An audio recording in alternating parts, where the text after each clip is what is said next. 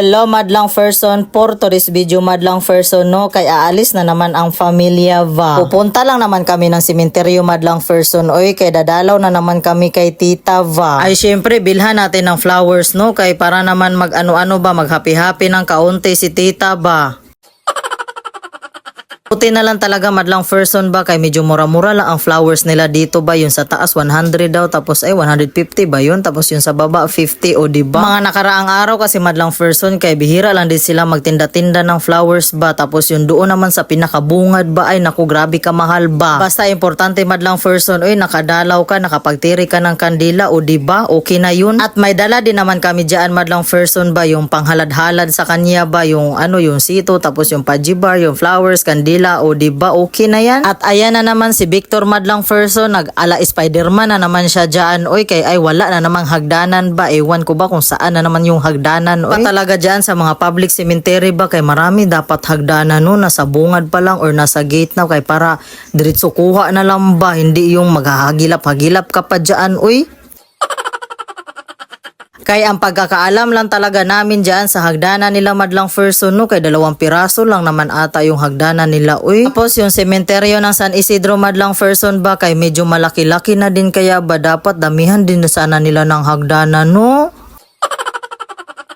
Bago kami uuwi ng bahay madlang person ba, kay magpausok muna kami, oy relate lang talaga ang makarelate nito ba. At dumaan din pala kami dito sa palengke madlang person ba, kay medyo kunti-kunti na lang ang laman doon sa freezer ba, kay medyo kunti na lang ata yung mga frozen foods ko doon na paninda ba. At ako na lang ang pumasok sa palengke madlang person, oy, at iniwan ko na lang sila doon sa labasan, oy kay medyo masikip-sikip na dito ba, at saka madami-dami na din ang tao sa loob ba. Ito lang naman ako bumibili palagi madlang person sa kanila ba, dito lang yan sa Southville 8B ba, basta alam nyo na yan yung malaki-laki dyan na palengke ba. Kaya dito lang din naman ang malapit na, at saka sila yung pinakamaraming bilihan ng mga frozen foods madlang person ba. No choice na lang talaga tayo no, basta may kunting tubuin yun na yun.